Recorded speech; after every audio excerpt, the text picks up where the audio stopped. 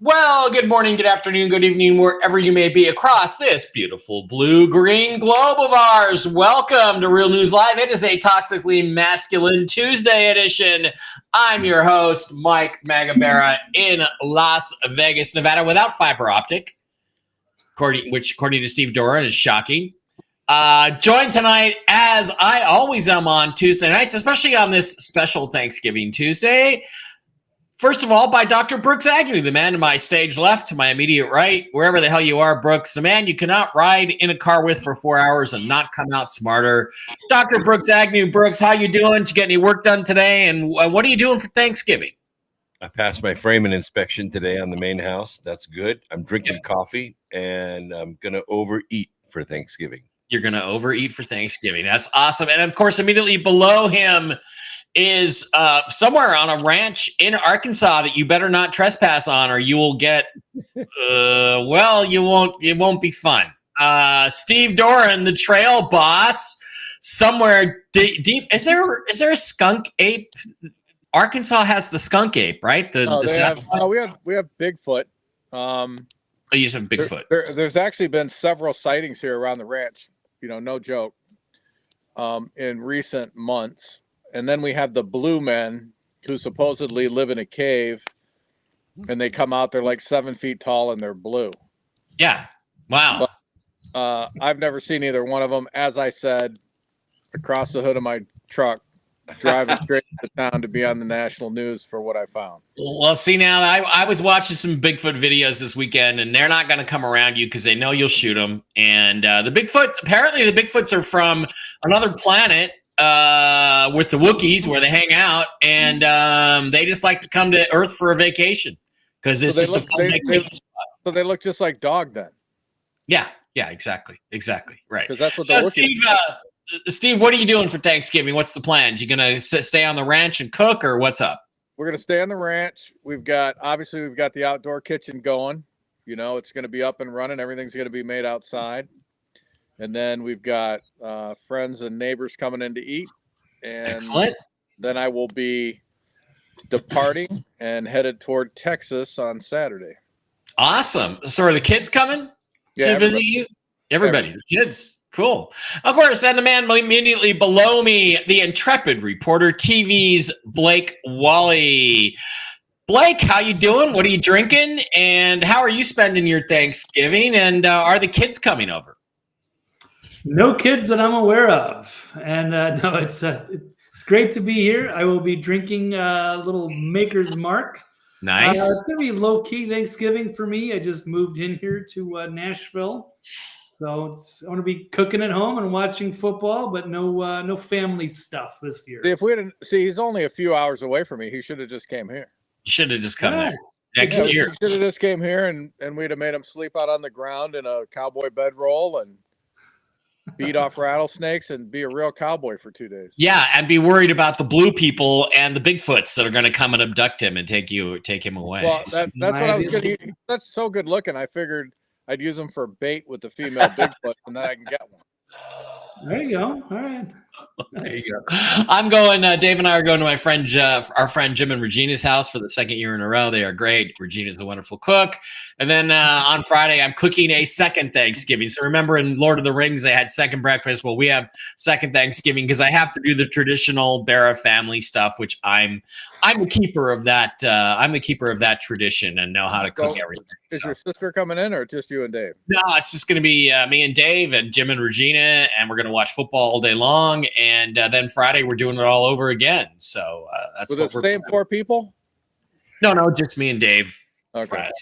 Friday, Saturday, Sunday, and so forth. I hope everybody out there has a great Thanksgiving. It's a little bit slow news-wise, I would say, to a certain extent, compared to some of the weeks we've had recently. So I think we're going to have a relatively short show tonight, but there are some things to talk about that are happening. Just small things. World War III, lawfare against the president.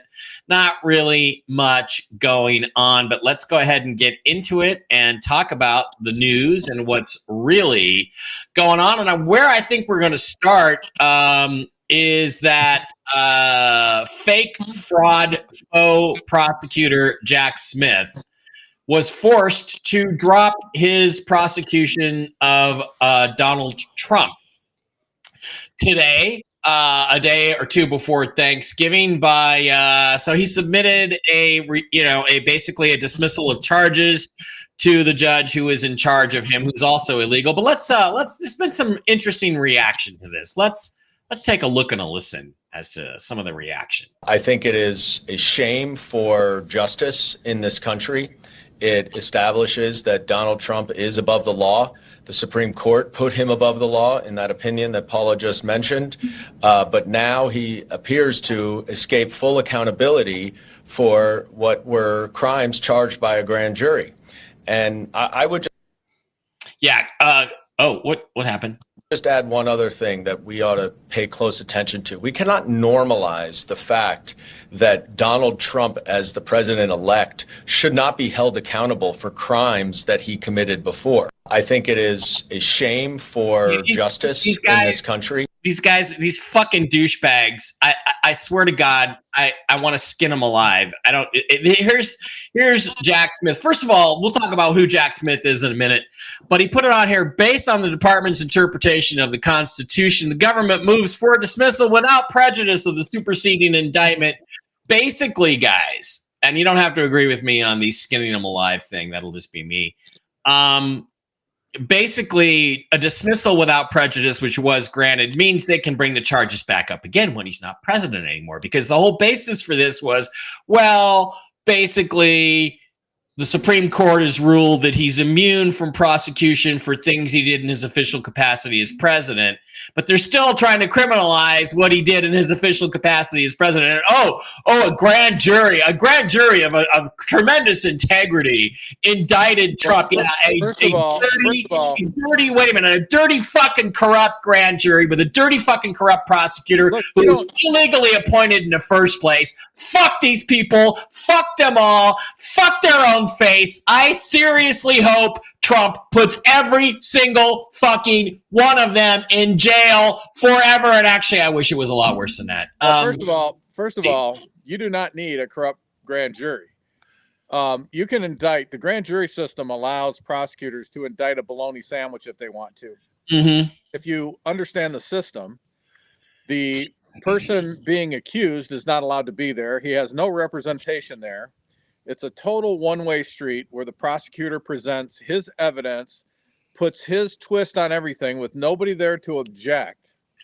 So 99.9% of the time, unless the jury is highly intelligent or they have someone like Brooks Agnew on there who explains to them what's going on, they will move forward with an indictment.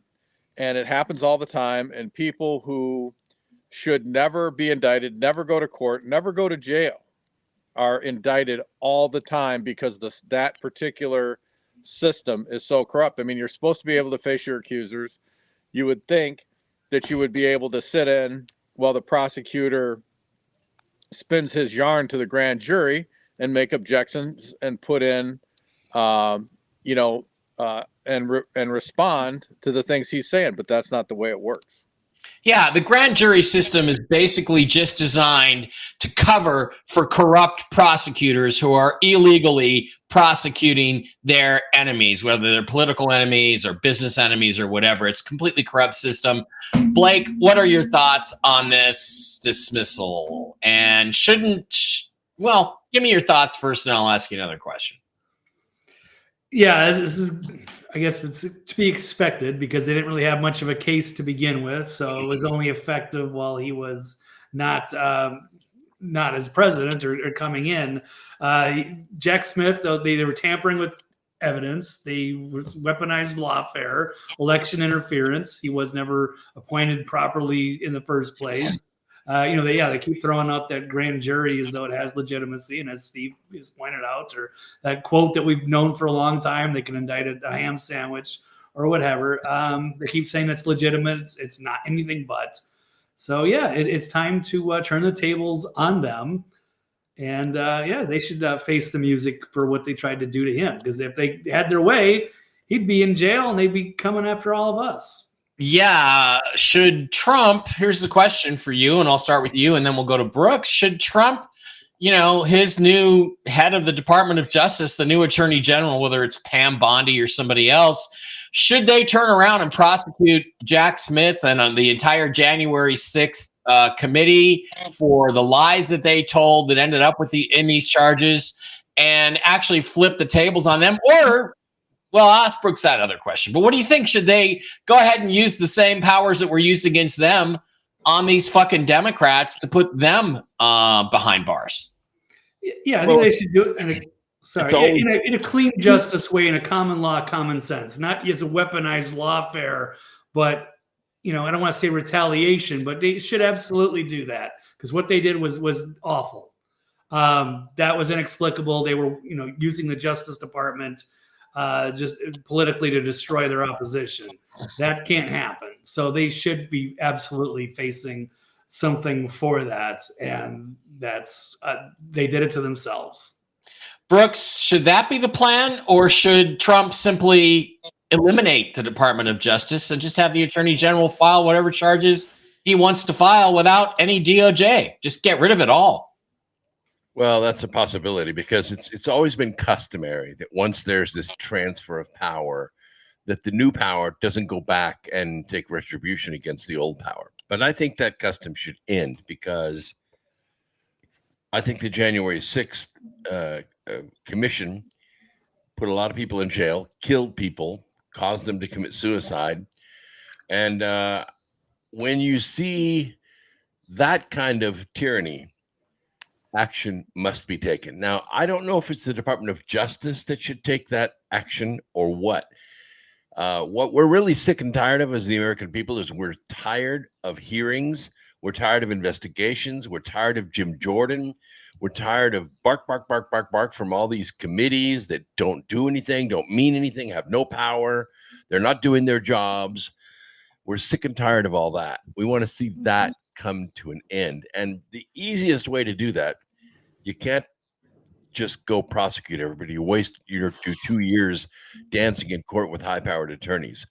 Just cut off the money. If you just defund the entire thing, it goes away. It can't be self-sustaining. No one's going to pay for it. Oh, really? Because I thought you were going to say firing squad. That's what I would do, is just firing squad them all. But they'll kill themselves. The biggest fear these people have is poverty. That's their biggest fear. So put them in it. Okay. Speaking of things that happened and didn't happen on January 6th, which is primarily what this was all about, and the classified documents case also in a way, the one where Ron DeSantis sat on his hands while the DOJ came in and raided the First Lady's panty drawer, literally. This is the guy. This is the Michael Byrd, the only guy who actually committed murder on January 6th. Let's watch this again. Here he is. There's a girl trying to get through a door, harmless, unarmed, and he shoots her dead. Ashley Babbitt shoots her dead in the neck. And please don't give me this horse shit about, oh, she's not really dead, blah, blah, blah. Shot her in the neck. Now, I got to ask you guys, there are people saying, oh, this has all got to end. It can't be tit for tat. Yes, it can. Steve, shouldn't this motherfucker be executed for what he did? He committed cold-blooded murder completely unnecessarily for a woman who was trespassing, supposedly. And I'd like to know, how the fuck can you trespass in the people's house that they own, which is the capital of the United States? Explain that one to me, if you wouldn't mind. Well, first of all, watching the video makes it clear that he used excessive force. You're only allowed to use the force necessary to do whatever it is that you're trying to do. Stop someone from entering a building, make an arrest, etc., etc. Defend yourself. He definitely went way beyond that. He murdered that woman, and he needs to be tried for murder. If it's one of the things that needs to come out of this when Trump gets back into the office, they cannot let that individual go. I don't want to see him fired. I don't want to see him get a permanent memo to his file. I want to see that guy prosecuted for murder. Yeah. I agree with that. Brooks, what do you think should happen to Michael Byrd? His murder. He laid in wait for her. He ambushed her. He planned to kill somebody that day. It was premeditated. It didn't matter if it was Ashley Babbitt or somebody else. He wanted to kill somebody that day, and he has a long record of excessive violence. And you saw real quick, and you saw that there was another officer standing there with an AR who was totally shocked because, you know, he could have intervened at any time in the situation. There was no need for any shot to be fired. In fact, he could have killed his own officer. The way that he just fired, the way that he fired the weapon in that direction. He was ready to shoot back. That cop was ready to shoot back. It was his job, and he had multiple contacts with Nancy Pelosi that day. His job was to kill somebody so that they had murder, so they could accuse Trump of being responsible for her murder. That was the plan all along. Blake, what should happen to this piece of shit, Michael Byrd, in your opinion, or just tell me anything you feel about the situation? No, it's horrible and it's inexcusable for what he did. There was no threat there. And there was cops on the other side. It was an unarmed woman. As Steve says, excessive force. I don't know if that's manslaughter or whatever, but he has to be on trial. And as Brooks has said, he's got a terrible record as well. But that was inconvenient to their narrative, so they tried to sweep that under the rug and act like it was okay or it was a justified shooting. It certainly was not. So we have to reevaluate the narrative of J6. And Michael Byrd should absolutely face penalty. He should be probably in jail. I don't know what kind of sentence they give out, but that has to be scrutinized by the American people. And well, I mean, firing squad, but 20 years to life sounds like the minimum that would be acceptable in this situation. Okay, so again, yeah, you guys made the point. If it wasn't for Trump winning the election, this would not have happened, and we would be ready to have a revolution and a civil war in our country. And Matt Gaetz, of all people, came out and talked about that today. Let's listen to what Matt had to say. Congrats to President Trump for being 100% not guilty, but I want all Americans to remember this. If we had somehow not prevailed in this election, Jack Smith would not be dismissing these charges. He would be proceeding to trial. And though this monumental victory was won for all Americans led by President Trump, we have to remember, just like we came within fractions of fractions from civil war when President Trump survived an assassination attempt, we also were just fractions away from these people trying to throw Donald Trump in prison. So while all of us are grateful for this victory, for Trump, it was victory or prison, because he wasn't going to get a fair trial. It was going to be some knockdown, drag-out deal with a predetermined outcome. So enjoy the victory, President Trump, but the rest of us have to do all we can to ensure that no one is ever put in this type of a situation again, and we make America great again.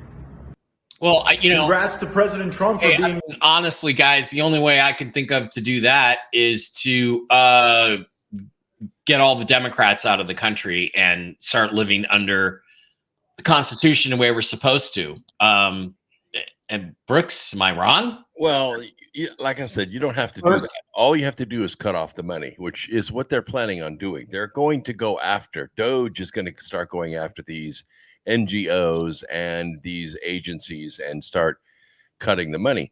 23.4% of all the tax revenue taken in goes right back out the door to federal employees who do nothing.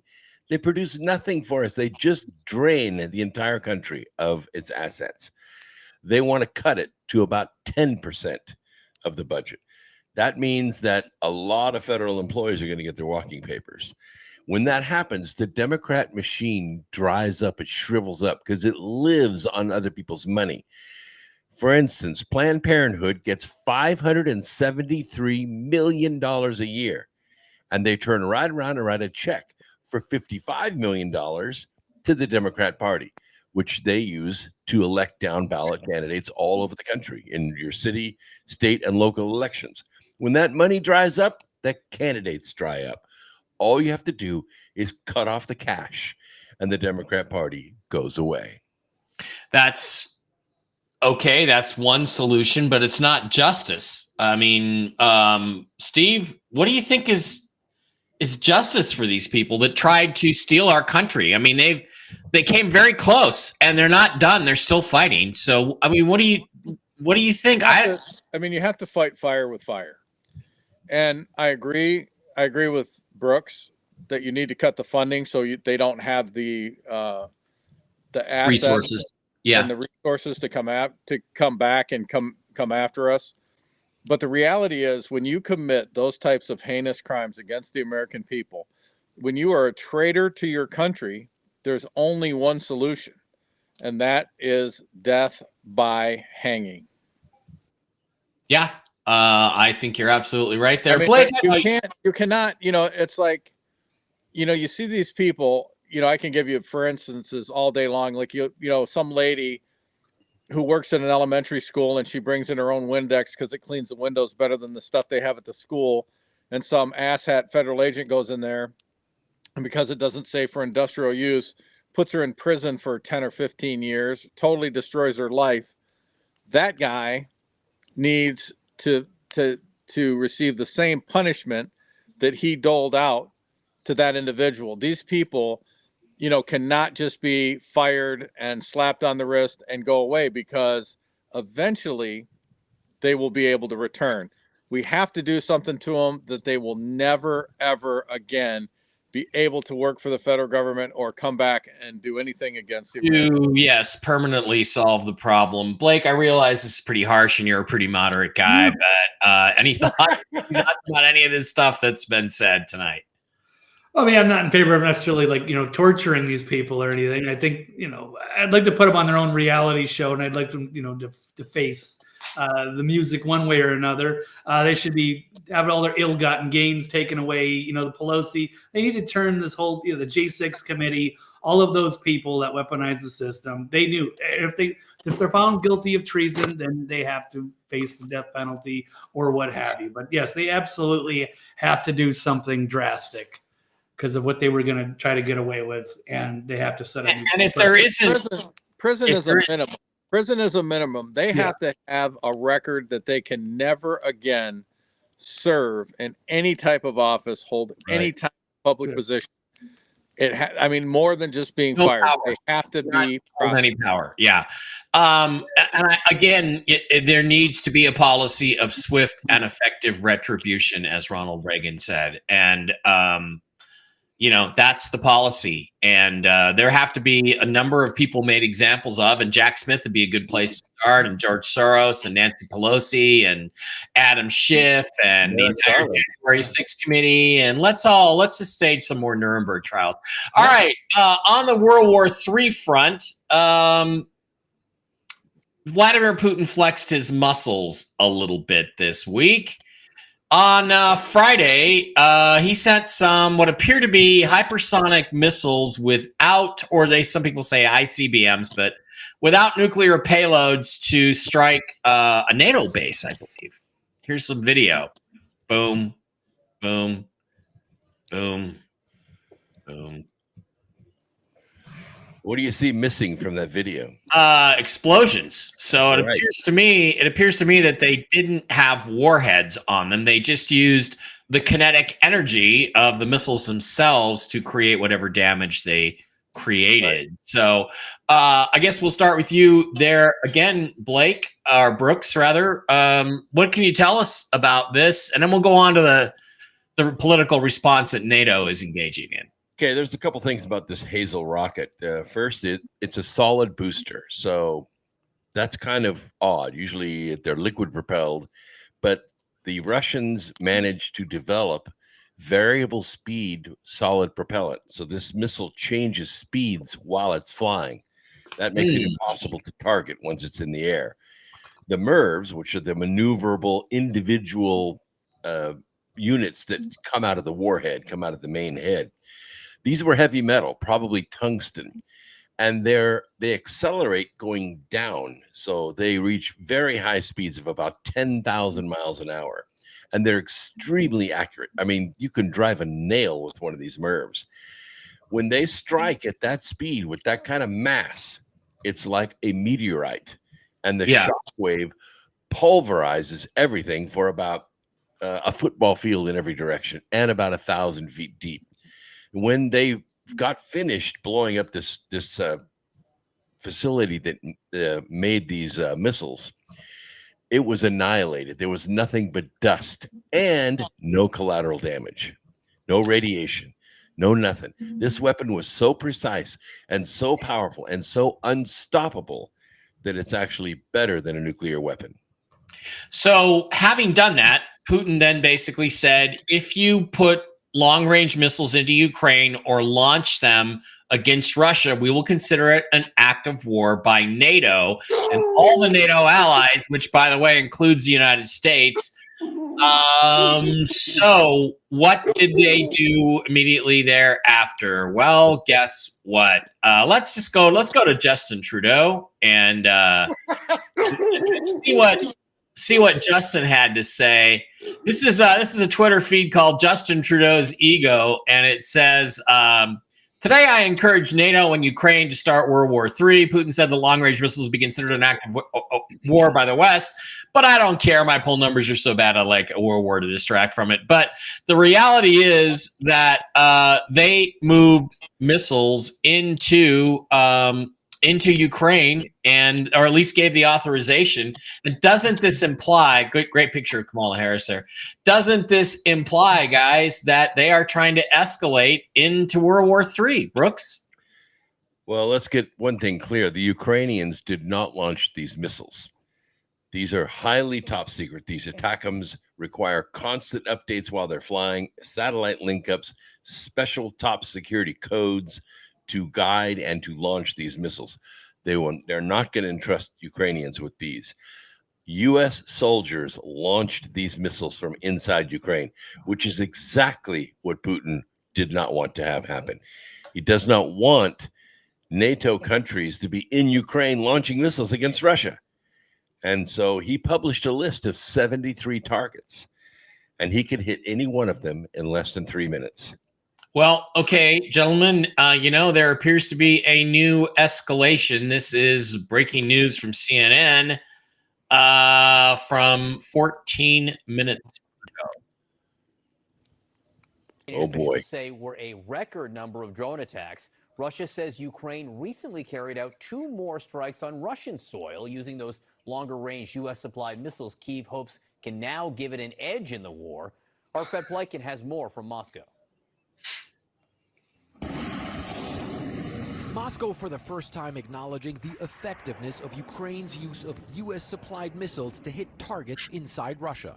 Admitting ATACMS struck a radar and an airfield, showing photos of fragments they claim come from the American rockets. That's S-400.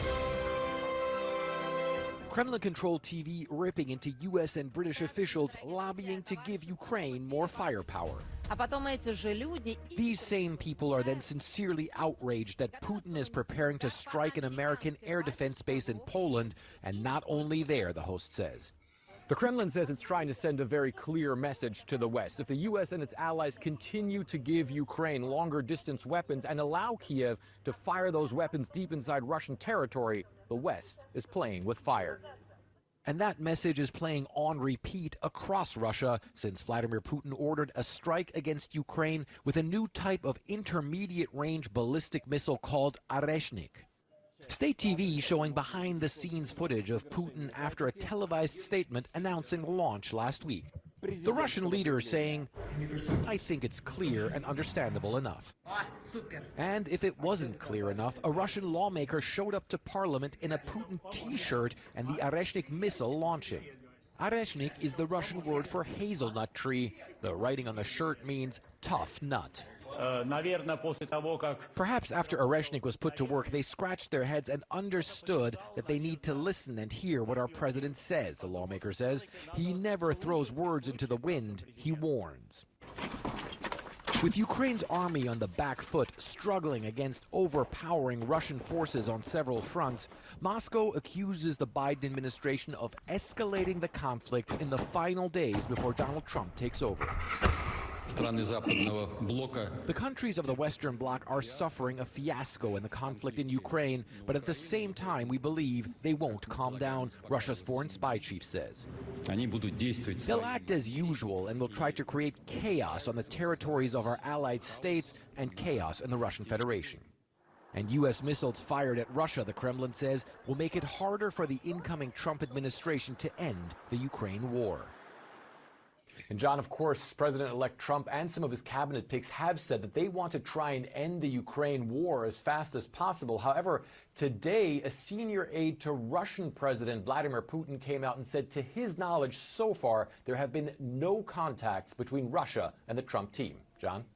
All right, Fred Plekan, thank you. You know what cracks me up about this, gentlemen, is they talk about state-controlled TV as if CNN is not state-controlled TV in America, and MSNBC and CBS and ABC and NBC and CBS, and oh good God, and NPR. What a fucking joke. All right, Blake, I'm curious, why do you think Trump hasn't said anything about this? Any thoughts? Any guesses? From what I heard, I thought he had been in discussions. Not that I can verify that at all, but that seemed to be the way things were leaning towards. There was going to be peace in the Middle East and peace with Ukraine and Russia, and now there seem to be ramping things up. Whoever's running things in the White House, it seems that they want to try to. That's their last desperate grab at staying in power if they can kick off a World War III, but they might be overmatched, which they should have found out now with this new weaponry that Russia just displayed for the world. And he warned us, just stay out of this. It's not our business. And we're launching missiles in there. And then he let us know, so not even nuclear weapons. These are something new entirely. They don't violate any laws of the Geneva Convention. And as Brooks is saying, there's no, nuclear, there's no radiation, there's no nothing like that. And there's no defending it. And it's a big contrast between what we saw with like the Iranian strikes at Israel, and they volleyed up all these missiles. It looks like hot air balloons just sitting in the air. These things are just piling down, hypersonic speed. This is a reason for pause for everybody, that we should not be messing anymore with Putin. And he's going to retaliate probably to anywhere in the world. He's got us outmatched. Let's hope he stays restrained. And I think that's about all I have on that one. Is a purely defensive attack that should never have happened. Just Steve, Steve, they used to convince us that Russia was the enemy. I'm now firmly convinced that our enemy is not in Russia. It's in Washington, D.C., and it's been running the show there for the last 50-odd years. Is Putin doing anything that you wouldn't do if somebody was attacking Arkansas in the same way? Well, I mean, he has a right to defend his country. And so if he's being attacked, he has a right to defend. He has a right to defend himself and his people. Back during the Cold War, when I first was in the military, everybody was screaming about the possibility of a nuclear engagement. That was never even thought of as being a problem. The big problem was espionage, because nobody wants nuclear war. Russia does not want to come against the United States. The United States used to not want to go against Russia. But the new powers that be are so arrogant and so cocky, they think that they can, bully and abuse anybody they want to into getting whatever they want. And one of the things that they want is control of Russia's natural resources and their oil. So again, it's a dollars and cents thing. One of the reasons that that Putin said that he was going to go after a base in Poland is because Poland is probably one of the only countries who is using any common sense whatsoever. They're not going for the woke agenda. They're not allowing refugees into their country. They're working to make their country a better place for their citizens. So I think what he's hoping is that Poland will get on the horn with the United States and go, look, if you want us as an enemy, then keep it up, because we didn't put up with your woke bullshit. We didn't put up with your refugees. We're damn sure not putting up with this, where you've got Russia attacking us and we've done nothing. Yeah, absolutely nothing. Blake or Brooks, any thoughts on this? Brooks, any thoughts you'd like to add? Yeah, everybody thinks the conversations should be between Trump and Putin. That's not true. The main conversation took place at Mar-a-Lago with the head of NATO and Trump. I would love to have been a fly on the wall, but here's kind of what it went like.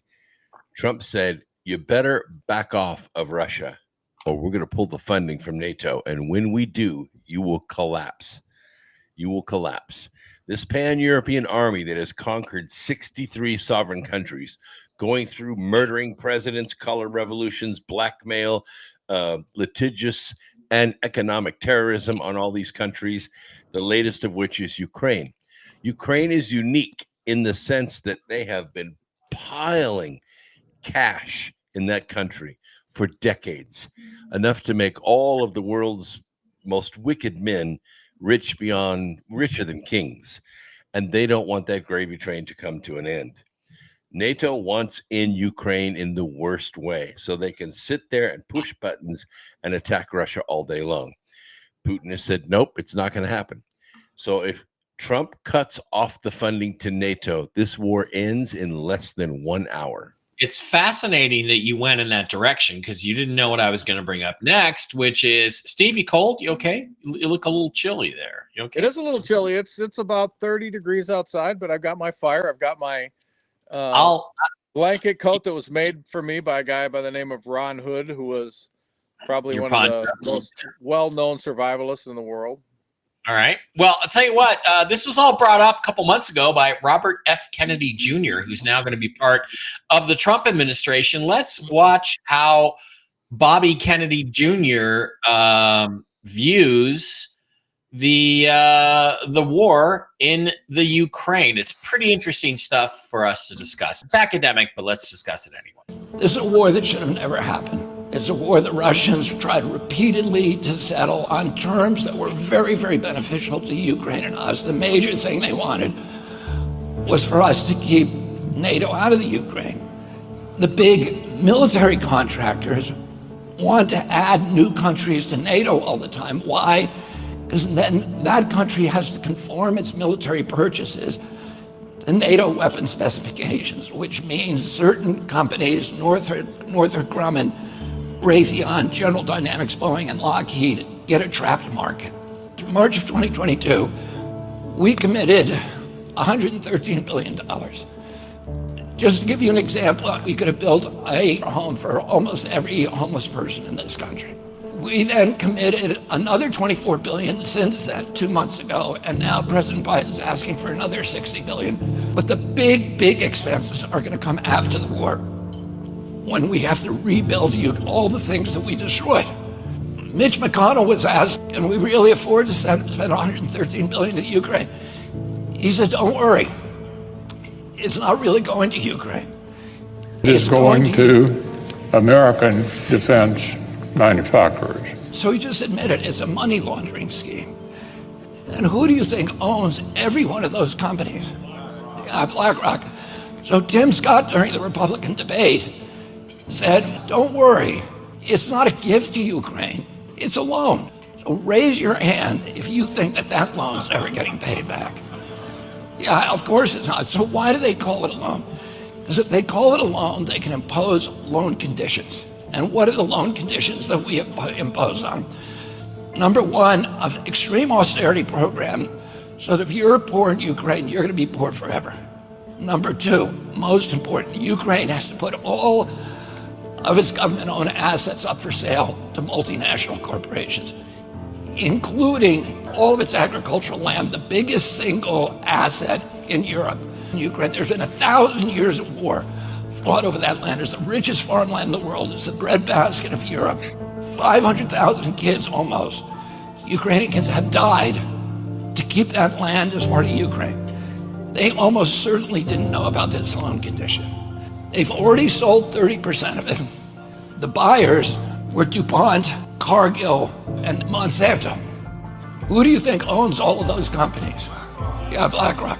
And then in December, President Biden gave out the contract to rebuild Ukraine. And who do you think got that contract? BlackRock. So they're doing this right in front of us.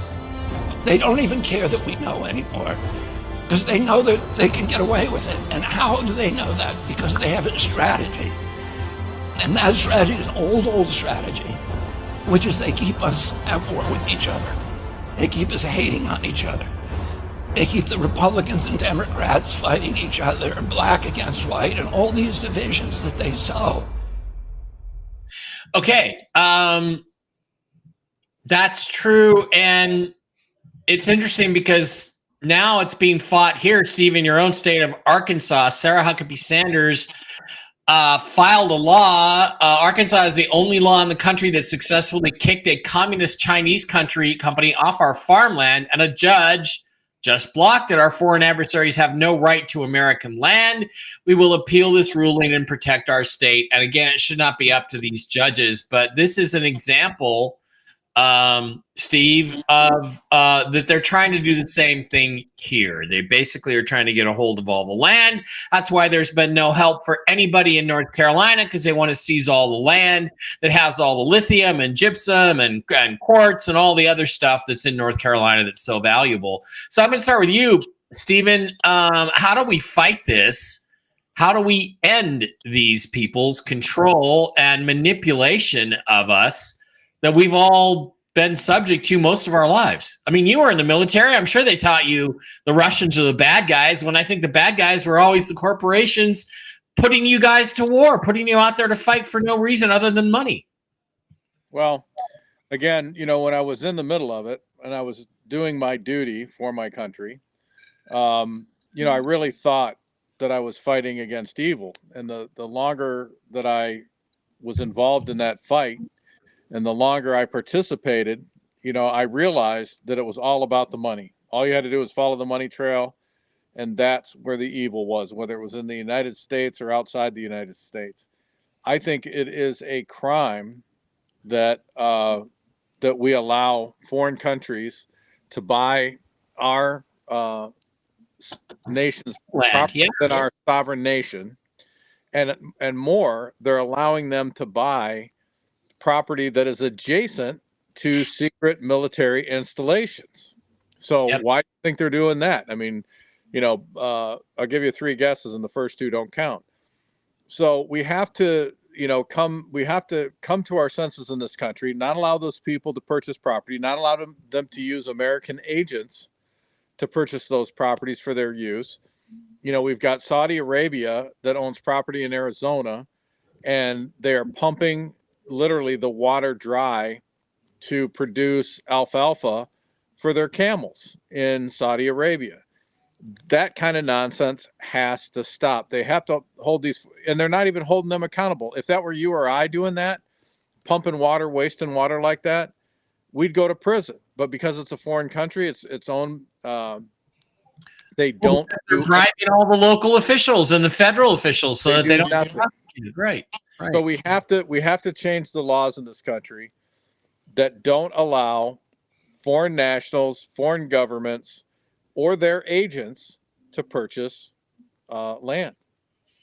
But then if we did that, how would Mitch McConnell get money? How would he get all that? How would he have enough money to ship all that cocaine from Colombia in the boat that he owns? Probably the pedophile ring that he runs. Yeah, and it's even worse. They'll traffic in anything. Blake or Brooks, any thoughts on this particular subject? Well, that's it. That's just the deep fascism that operates inside of our country. These corporations make rules and regulations that benefit their business and prevent anyone from not only exposing them, but competing against them. So, BlackRock is the headwaters of all of that strategy. But where does BlackRock actually get its money? From us.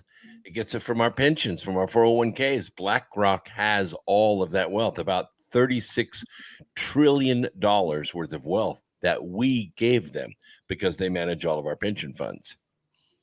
Yep.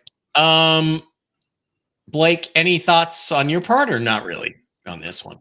Yeah, I know. I've got a few. I mean, it seems like they've been running this sort of playbook for a long time. It's the dangers of the military-industrial complex, and it also kind of reminds me of a little back in the past. Is the book author John Perkins, "Confessions of an Economic Hitman." It's the kind of strategy they would play in South America by exploiting the people and the resources. Or they're going to help these people, or they take out their leaders, they get them to play ball. We can go into, Halliburton. They need to, break up BlackRock and defund the MIC because it's getting out of control and it's only serving this elitist ruling class and it's hurting everybody else. So, Yeah. bad stuff. All right.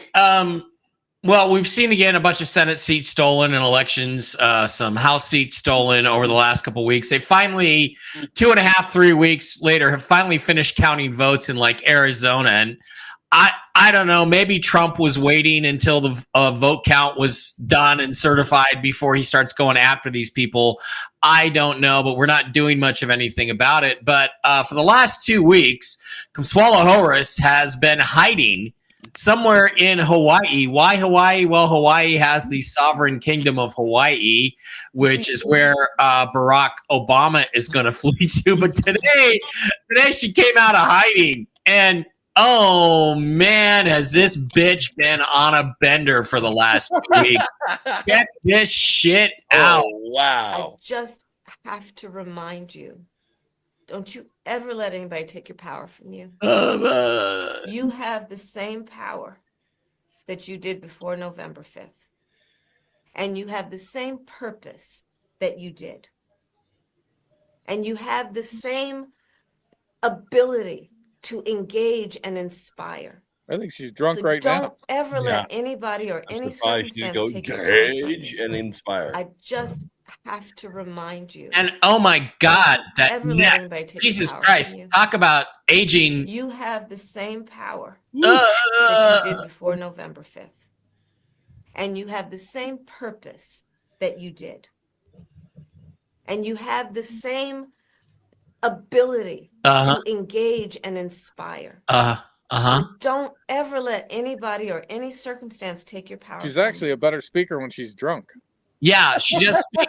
She does speak better when she's drunk. It's like I remember a whole bunch of words together like in a sentence. And shit. Yeah, I got into an argument with a Fox News reporter named Lori Dew, an ex-Fox News reporter, on Twitter one time, and she was coming out against the Second Amendment and seizing all the guns, and I'm like, you made more sense when you drank, Lori, and she said, fuck you, and I said, maybe when you were younger. Anyway, this does not apply to Kamala Harris. Oh my God, Jesus Christ, she's aged 20 years in 2 weeks. Anybody here tap that?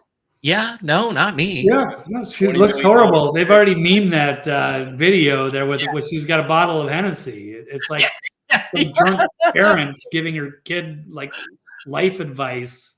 Yeah, totally drunk. I don't know why somebody didn't stop her from putting that out there. Yeah, I don't think she realizes just how terrible she looks.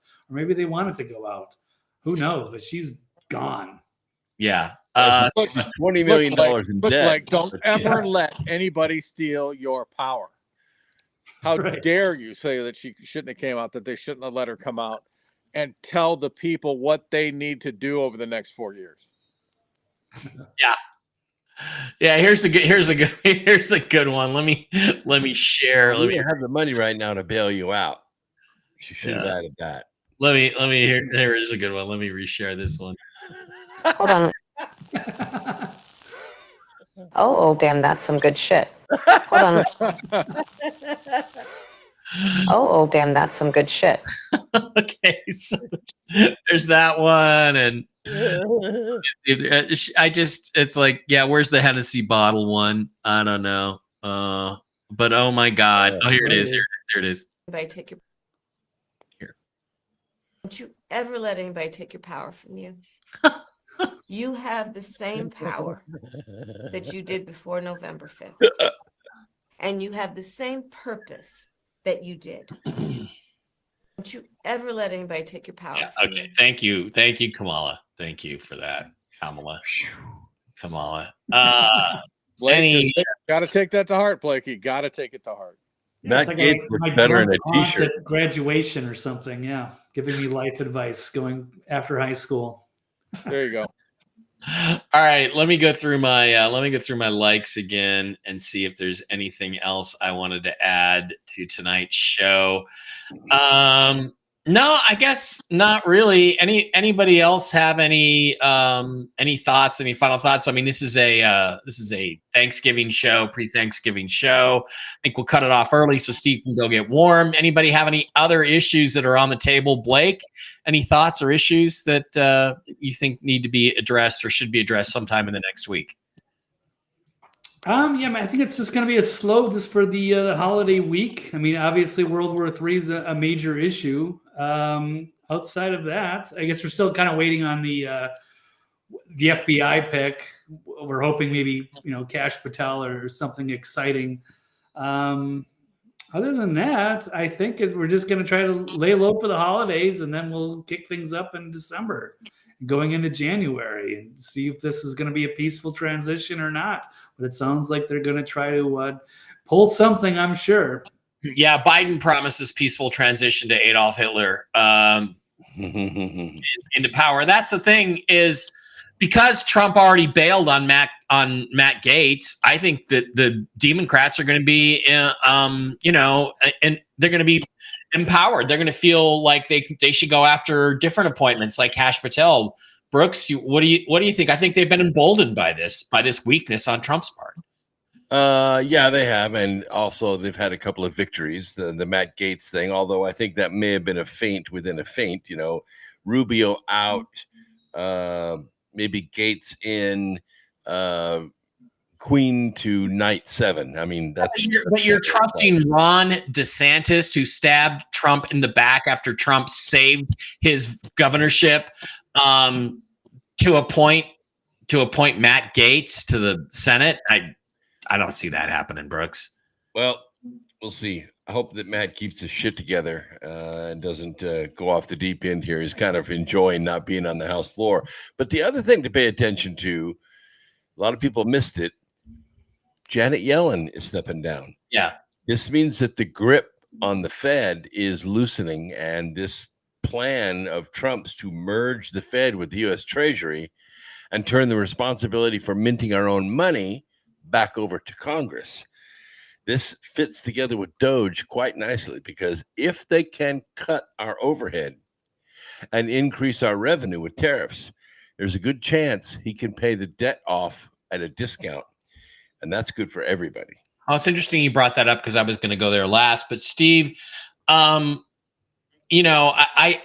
think that this particular bit of weakness, I mean, again, I don't trust any of these rhinos. I trust them less. At least the Democrats tell you they're going to stab you in the back, tell you they're going to stab you in the chest. Republicans always do it in the back. I don't know. I'm thinking that over the next couple days that they've got to try to pull something to get us into World War III, don't they? Or they're going to lose all the control that they have left. Well, I don't know if they're going to go that far. But first of all, I am not cold. And after the show ends, I will be out here next to my campfire, even though the show is off the air. But that being said, the Democrats do what the Democrats always do. When we get a Democrat in power who totally abuses the Constitution, who totally tries to destroy this country, what do the Republicans do? They remain silent. They keep their mouth shut. They do nothing with a capital N.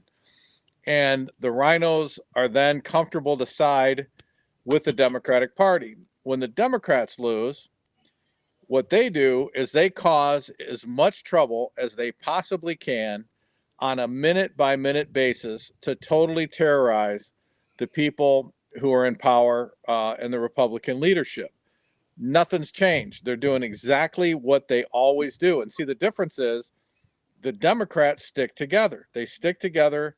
They hold the line, and they go after whatever Republican is in the position of power.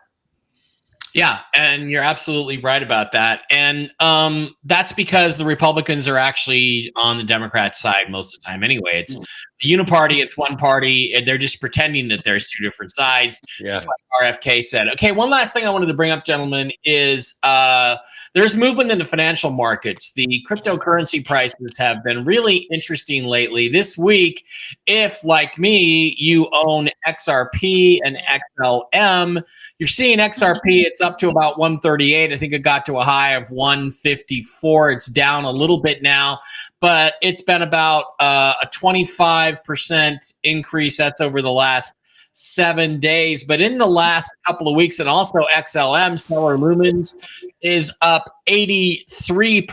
It's to 43 cents. Dogecoin is going up. Bitcoin has gone up to 100,000 and then stepped back. But gentlemen, you know, what's happened is we've reached a new plateau here. And Trump, there's been this discussion out in the open that what Trump might do, since apparently we've now got the power to pay off federal debts. They can be paid, government bills can be paid off with cryptocurrencies. And I don't think it's just Bitcoin. There appears to be a plan to link these currencies together.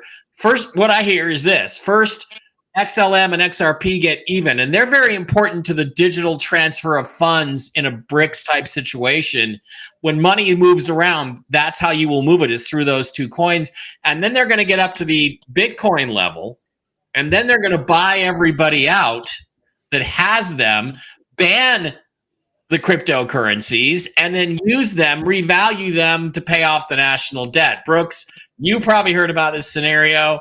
I don't know, you know, is it plausible? I say yes, it is, and it looks like it's starting to happen. Yeah, because you know, today's money is always more valuable than tomorrow's money. In other words, if somebody owes you $100 and they promise to pay you $10 a week for 10 weeks, you're never going to see that money. I mean, you just won't feel it. But if they say, look, I know I owe you $100, but I'll pay you 60 right now and call it even. You could do something with $60, but you can't do anything with 10. So that's what's going to happen. Trump is going to discount this debt, and he's going to pay off the Fed, which owns most of the debt, at a discount. And that is going to free up everything. Tariffs is going to make up the difference. He's going to lower income tax, and the economy is going to take off like a scalded rat. Yeah. Again, I'm going to tell you that they could literally mint a single 1 ounce 0.9999 pure gold or silver coin in the denomination of $36 trillion and pay off the entire debt with that. But they aren't going to do that. You know why they're not going to do that? Because that would expose the whole scam. That would expose the whole birth certificate scam. That would expose the fact that each one of you out there is worth at least $100 billion spread out over 10 different Federal Reserve accounts, and they aren't going to go there. Or they could mint one Y-Files Hecklefish coin in the amount of $30. And it would also pay off the national debt. But notice it's number 33 out of 100 there. I like that. Anyway, so Brooks, I guess I didn't really get an answer. Do you feel like there's movement here to do this with cryptocurrency? Does it make sense to you as a I don't want to call it a scheme, but it is a scheme? Well, I've kind of been skeptical of cryptocurrency since I lost my ass in it twice. And I also think that AI is tied intricately into the cryptocurrencies, and that AI is actually using cryptocurrency to build servers and buy energy. I just think AI is outmaneuvering humans in the use of cryptocurrency on the market. Humans are just along for the ride. Yeah, well, it's pretty interesting stuff, and I don't know. I mean, to me, I think it's something that bears watching. And if you don't have XRP, XLM, some Bitcoin, I would say go get some. I would say go get a little bit. You can get by the way, link in the description. You can get a Ledger Nano S hardware wallet. Follow the link in the description right here in this stream, and you can pick one up, and you can buy XRP and XLM. And absolutely pick up some crypto and hold it in a physically safe location right next to your computer. Okay, any final thoughts before we get out of here? Well, I'm a big. I love my Bitcoin and my Solana. I think it's great that Trump is going to be the pro crypto guy, and that he really wants America to be the crypto capital, or I forget exactly how we phrased it, but certainly they have to do something. I don't know if they're going to go through the elaborate schemes of kind of what you were kind of alluding to. Maybe they will, but there's going to be something they have to pay off the debt in a drastic way. But they also, the United States has a ton of Bitcoin. And he could also make it as a reserve currency. So and they didn't be the future. They didn't do that for no reason. And they could also tie the Bitcoin, the value of Bitcoin and cryptocurrencies to gold. And then they can raise the value of gold. If you say, okay, gold is now $25,000 an ounce, guess what? We have enough gold to pay the whole debt off. So it's interesting. And the petrodollar is dead. Yeah. And it's never coming back. All right. And Yellen, as you said, is gone. Also, Gary Gensler. Right. Oh, yeah. And, I'd be more impressed with Janet Yellen's resignation if it was effective immediately, but it's not until January 20th when Trump takes office. We need to get her out of there now. She's got enough mushrooms to last till then. Yep. All right. And by the way, that's not financial advice, but I personally own XRP, XLM, Bitcoin. I'm going to get some Doge. I'm going to get, by the way, Elon Musk tweeted the other night on Saturday. He tweeted SPQR. Guess what SPQR is? It's the mark of the Legion in ancient Rome. It stands for the Senate and the people of Rome. It's also a cryptocurrency. And when Elon Musk tweets a crypto, go buy some. It's cheap. That's what I'm going to do. All right. Thank you guys for being here. Everybody have a happy Thanksgiving. You guys at home, you guys on the show, stay toxic, stay masculine. And yeah, I'm not going to talk about the goat fuckers in Iraq, but I got a lot of shit today from some people there, and I'm just saying, fuck off, goat fucker. Go fuck a goat. All right. Love you guys. See you next time. Bye-bye. Bye. Later. Oh, watch the Star Trek unification video.